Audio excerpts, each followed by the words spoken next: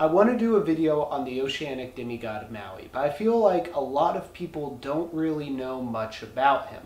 Heck, I didn't know much about him until I started prepping for this month. If only there was a window into his mythology, a pop cultural landmark, an animated musical starring the highest paid actor in Hollywood.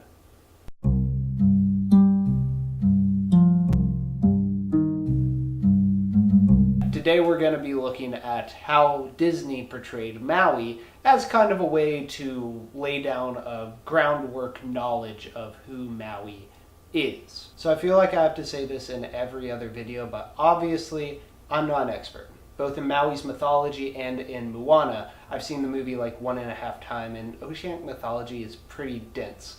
But I'm only focusing primarily on one scene from the movie, and I've done a fair amount of research, so I think we'll be good. Also, I wanted to play clips from the movie, but yesterday YouTube got mad at me for playing a snippet from Crash Course, so I don't think I'll be testing them by having clips from Disney. I'm not really ready to take on the mouse just yet. Anyway, Disney wanted to be very sure that this project wouldn't come off as offensive or age poorly, so they brought on a brain trust of oceanic peoples to inform the production. This also extended to the mythology. So let's see how the mythology holds up to traditional oceanic myth, starting with Maui's big song, You're Welcome. Maui's first specific boast is talking about lifting up the sky, which he did. In some versions of the myth, the trees had lifted the sky up a little bit, but he's the one who lifted it past the mountains. Right after this in the song, he talks about stealing fire. Stealing fire is a very common motif throughout a bunch of different mythologies, so it would make sense that it's here as well. I found 2 specific versions of him stealing fire. One involves him stealing it from, and I hope I'm saying this right, the ladybirds, which are a common figure throughout Maui's mythology. The other, which the song refers to more directly, involves Maui traveling down to the underworld to borrow fire from his grandmother. He does so by taking one of her fingernails, traveling up to the land of the living, and boom, there's fire. The only problem is he keeps dropping the fingernails, and so he has to keep going back. He eventually exhausts all of his grandmother's finger and toenails. You may have had awkward family experiences, but I doubt any of them top that. So he has to give up on this method, and instead learns and then teaches how to make fire by rubbing dry wood together. So less of stealing fire and more of failing to deliver gifted fire, thus having to make his own, but they get the gist. Maui also sings about lassoing the sun to slow it down, which he does in some myths, and in others he traps it and cuts off some of its legs.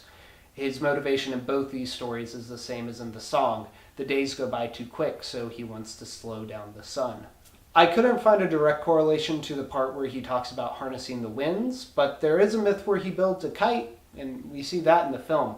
When he builds the kite, he does speak to the winds, although it doesn't seem like he has too much control over it. He goes on to mention a couple other things, but the 2 big ones are burying an eel in the ground to make coconuts, and there's actually a lot of build-up to why he kills and buries an eel, involving the eel getting pretty frisky with his wife. The other is him pulling islands from the sea, which is probably the most important when understanding his character. You see, Maui sucks at fishing, so he makes himself a magic hook, goes out with his brothers the next day, casts his line into the sea, and feels something huge tug on it. They pull and pull, but instead of catching a fish, Maui pulls up a string of islands. You see, the main motivation in this story is his failure, a lot like the fire myth. There are 2 other parts in Moana outside of You're Welcome where Maui references mythology. One is when he talks about how his parents abandoned him. This does happen in the myths, although his mother is a goddess, and he does eventually return to her, but he has to complete a task to earn his keep. The last is actually the first thing we see in the movie. It's also the biggest difference between the movies and the myths, and the driving force behind Moana's plot. First, let's talk about the version that's in Moana. Long ago, the creator goddess Te Fiti was resting, and so Maui, playing the role of the trickster god, snuck into her island and took a stone that would allow him to create life. After he does this, a monstrous goddess called Te Kā comes and attacks him. The stone is lost in the ocean, and now death is creeping from island to island, and Moana now needs to take the stone, find Maui, and return it to Te Fiti.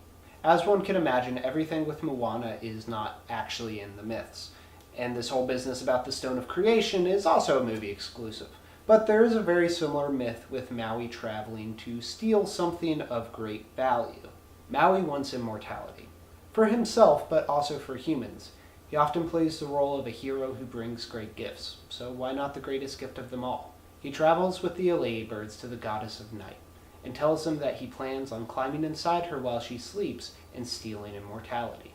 All the birds have to do is stay quiet as to not wake the goddess. But as one can imagine with this type of stipulation, it's broken. While he's inside her, one of the birds laughs, and she wakes up. Sometimes he's gnashed by her teeth, sometimes smashed by her hips, but in all versions, he dies. A pretty big difference from the movie.